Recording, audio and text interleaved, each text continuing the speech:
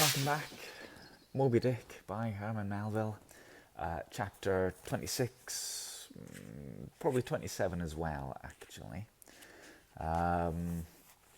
Don't forget to subscribe to me. Tap onto my face to subscribe to the channel, and then onto the bell so you get notified. Feel free to use my Buy Me a Coffee link if you want, or even my PayPal link if you want. PayPal.com/A9630 if you want to do that, if you're enjoying listening to me. That'd be lovely. You don't have to, of course. It's all free. But it'd be nice if you did. Right, chapter 26, Knights and Squires. The chief mate of the Pequod was Starbuck, a native of Nantucket and a Quaker by descent. He was a long, earnest man, and though born on an icy coast, seemed well adapted to endure hot latitudes, his flesh being hard as twice-baked biscuit. Transported to the Indies, his live blood would not spoil like bottled ale. He must have been born in some time of drought and famine, or upon one of those fast days for which his state is famous.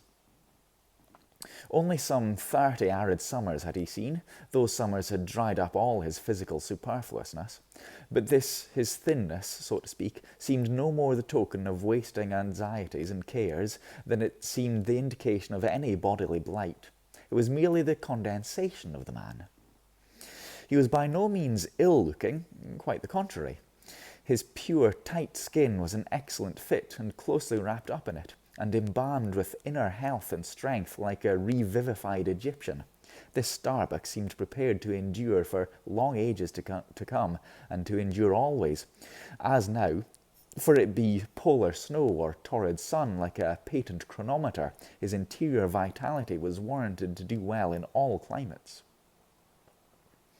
Looking into his eyes, you seemed to see there was yet the lingering images of those thousand-fold perils he had calmly confronted through life. A staid, steadfast man, whose life for the most part was a telling pantomime of action, and not a tame chapter of sounds. Yet for all his hardy sobriety and fortitude, there were certain qualities in him which at times affected, in some cases seemed well nigh to overbalance the rest. Uncommonly conscientious for a seaman, and endued with a deep natural reverence, the wild, watery loneliness of his life did therefore strongly incline him to superstition, but to that sort of superstition which in some organizations seems rather to spring somehow from intelligence than from ignorance. Outward portents and inner presentiments were his, and if at times these things bent the welded iron of his soul, much more did his far-away domestic memories of his young Cape wife and child tend to bend him still more from the original ruggedness of his nature, and open him still further to those latent influences which, in some honest-hearted men, restrain the gush of daredevil daring, so often evinced by others in the most perilous vicissitudes of the fishery. "I will have no man in my boat," said Starbuck, "who is not afraid of a whale." By this he seemed to mean not only that the most reliable and useful courage was that which arises from the fair estimation of the encountered peril, but that an utterly fearless man is a far more dangerous comrade than a coward. I think I'll just have a sip of water there.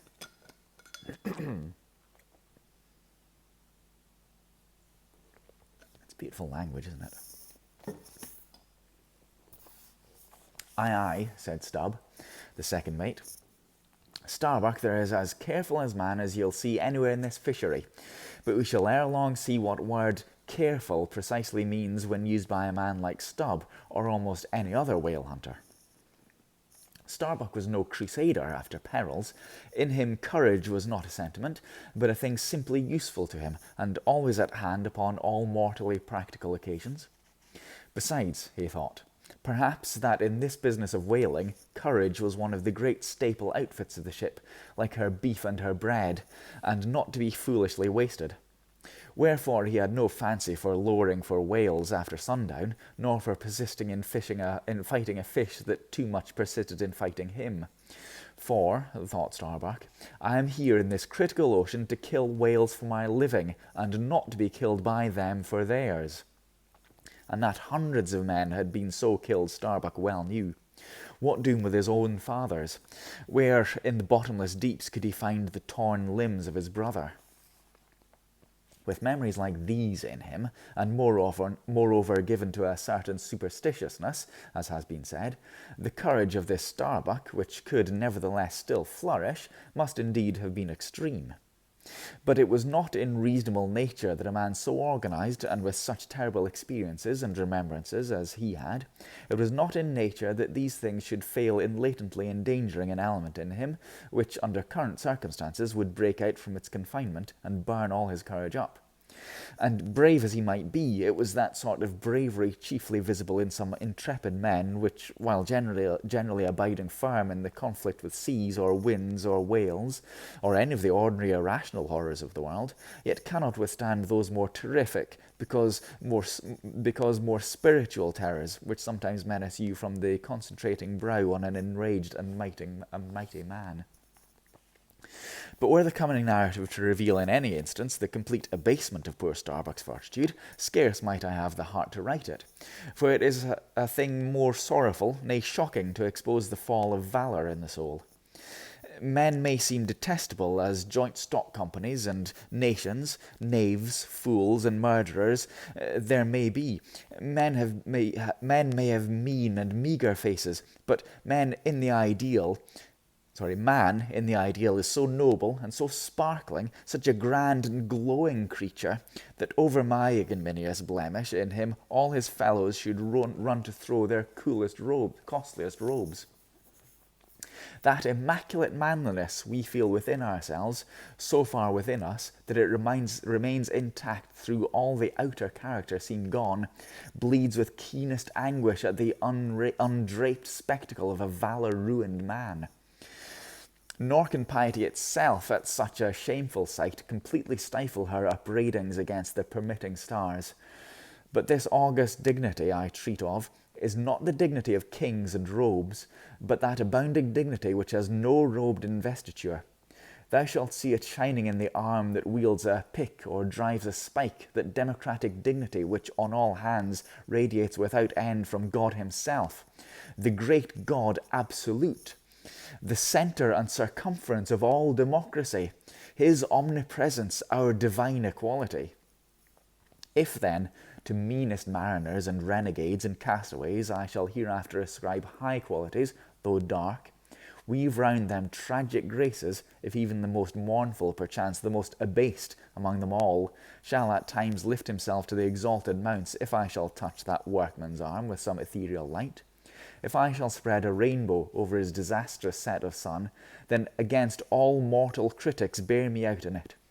Though just spirit of equality, which hast spread one royal mantle of humanity over all my kind, bear me out in it, thou great democratic God, who didst thou not refuse to the swart convict Bunyan in the pale poetic pearl, thou who didst clothe in doubly hammered leaves of finest gold the stumped and paupered arm of old Cervantes, thou who didst pick up Andrew Jackson from the pebbles, who didst hurl him upon a war horse, who didst thunder him higher than a throne, thou who in all thy mighty earthly marchings ever cullest thou selectest champions from the kingly commons, bear me out in it, O God. End of chapter. What a strange chapter. Do we think, again, the narrator is speaking as he is writing this book, so is it Ishmael or is it Melville writing that and speaking those words? I wondered that in, was it the last chapter, where the occupation of the whaler was being exalted and shown to be venerated by kings and whatnot. Was that Ishmael or was it Melville? Is it both? Are they the same? Who knows? Now, chapter 27 is also called Knights and Squires. So that's two consecutive chapters, 26, 27, called Knights and Squires, interestingly. Let me know why. Comment below why you think that is, perhaps. Stubb was the second mate. He was native of Cape Cod, and hence, according to local usage, was called a Cape Cod man. A happy-go-lucky, neither craven nor valiant, taking perils as they came with an indifferent air, and while engaged in the most imminent crisis of the chase, toiling away calm and collected as a journeyman joiner engaged for the year. Good-humoured, easy, and careless, he presided over his whaleboat as if the most deadly encounter were but a dinner, and his crew all invited guests. He was as particular about the comfortable arrangements of his part of the boat as an old stage driver is about the snugness of his box. When close to the whale, in the very deathlock of the fight, he handled his unpitying lance coolly and off-handedly, as a whistling tinker his hammer. He would hum over his old rigadig tunes,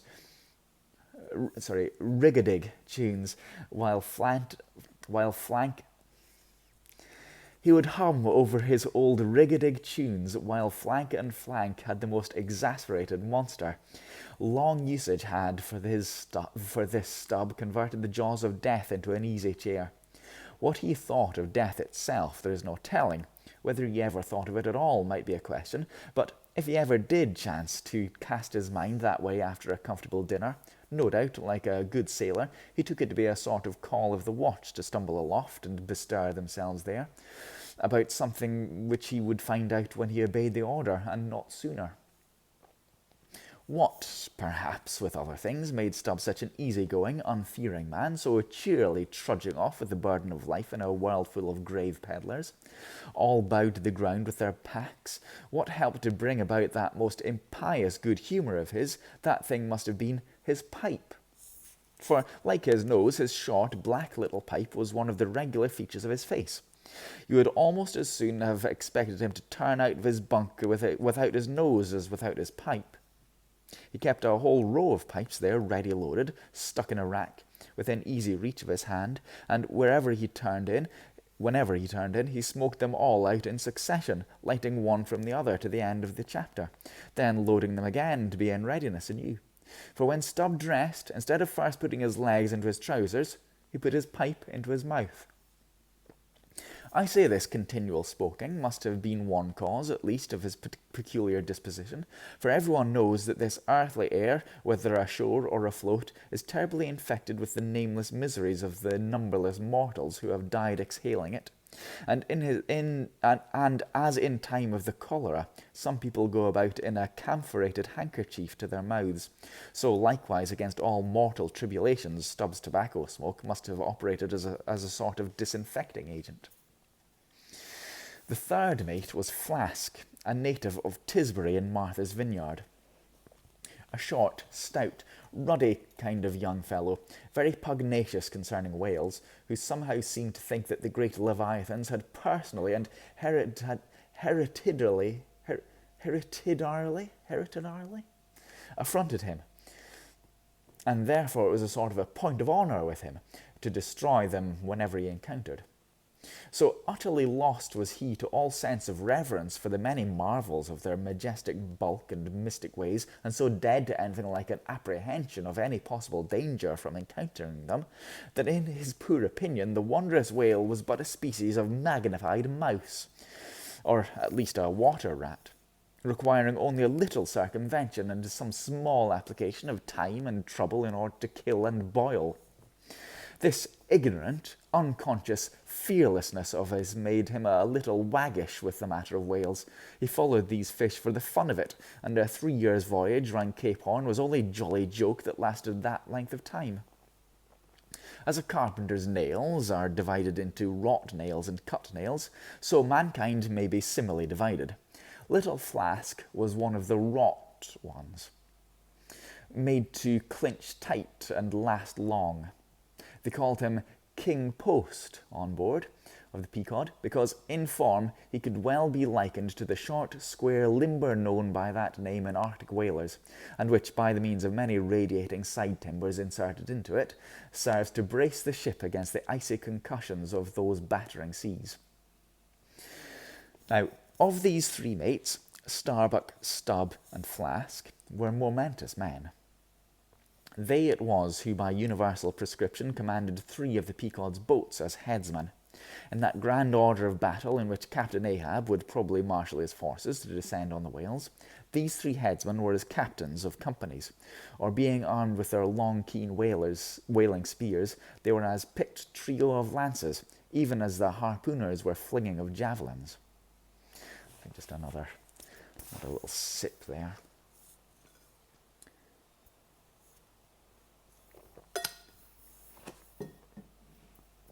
And since in this famous fishery, each mate or headsman, like a Gothic knight of old, is always accompanied by his boat steerer or harpooner, who in certain conjectures provides him with a fresh lance, when the former one of his has been badly twisted or elbowed in the assault, and moreover, as there generally subsists between the two a close intimacy and friendliness, it is therefore but meet that in this place we set down who the Pequod's harpooners were, and to what headsman each of them belonged.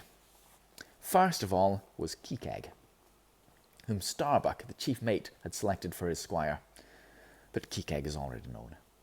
Next was Tashtego, an unmixed Indian from Gay Head, the most westerly promontory of Martha's Vineyard, where there still exists the last remnant of a village of red men, which has long supplied the neighbouring island of Nantucket with many of her most daring harpooners.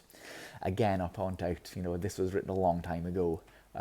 Some of Melville's opinions on other people are pretty advanced for the time, but some of the language obviously wouldn't be used now. In the fishery, they usually go by the generic name of gay headers.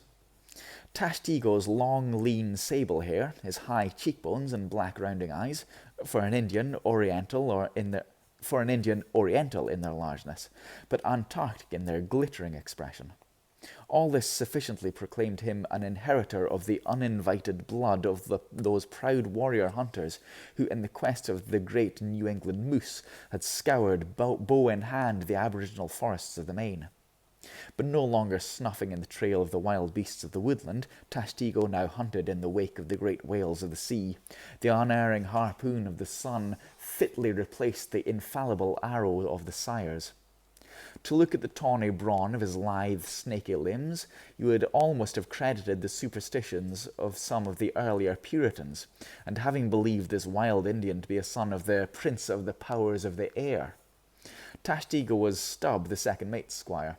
Third among the harpooners was Daggoo, a gigantic coal-black Negro savage with a lion-like tread, an Ahasuerus to behold. Ahasuerus to behold.